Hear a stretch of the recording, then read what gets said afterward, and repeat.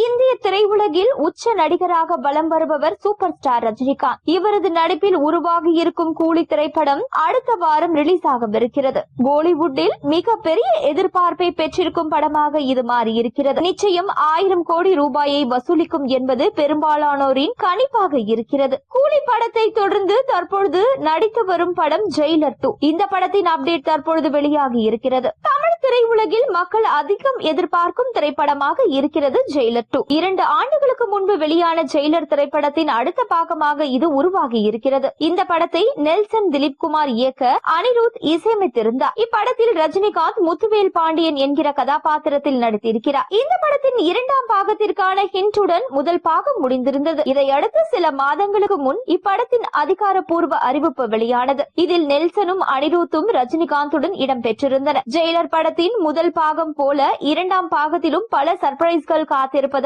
Nelson முதலில் கூறியிருந்தார். அந்த வகையில் இப்படத்திலும் ஒரு நடிகர் சர்ப்ரைஸ் கதாபாத்திரமாக இணைந்திருக்கிறார். அவர் வேறு யாரும் இல்லை, சந்தானம் தான். முதலில் அந்த ரோலில் வடிவேலுவை நடிக்க வைக்க யோசித்தார்களாம். ஆனால் ரஜினிகாந்த் அவரை போட வேண்டாம் என கூறிவிட்டாராம். வடிவேலு நடித்து சமீபத்தில் வெளியான படங்கள் ரசிகர்கள் மத்தியில் வரவேற்பை பெறவில்லை. இதனாலேயே அவரை நீக்கி இருக்கலாம் என கூறப்படுகிறது. சில ஆண்டுகளுக்கு முன்பு ஹீரோவாக மட்டும்தான் நடிப்பேன் என்று முடிவெடுத்த சந்தானம் அப்படியே நடித்து வருகிறார். அதற்கு முன்னர் அவர் பல முன்னணி ஹீரோக்களின் திரைப்படங்களில் காமெடியனாக இருந்து வந்தார். சமீபத்தில் சிம்புவின் 49வது படத்தில் அவருடன் முக்கிய காமெடி கதாபாத்திரத்தில் நடிக்கிறார். அதே போல இப்பொழுதும் ஜெயிலர் 2 படத்தில் அவர் முக்கியமான ரோலில் நடிக்க இருப்பதாக கூறப்படுகிறது. ஏற்கனவே சந்தானம் எந்திரன் திரைப்படத்தில் ரஜினிக்கு அசிஸ்டன்டாக சிவா எனும் கதாபாத்திரத்தில் நடித்திருப்பார். ரஜினியுடன் லிங்கா திரைப்படத்திலும் இணைந்தார். இந்த படத்தில் அவர் ரஜினியின் திருட்டு கும்பலில் ஒருவராக இருந்தார். 11 வருடங்களுக்கு பிறகு அவர் ஜெயிலர் 2 படத்தில் ரஜினியுடன் இணைவது குறிப்பிடத்தக்கது. இதனை பற்றி அதிகாரப்பூர்வ அறிவிப்பு விரைவில் வெளியிட வாய்ப்பிருக்கிறது.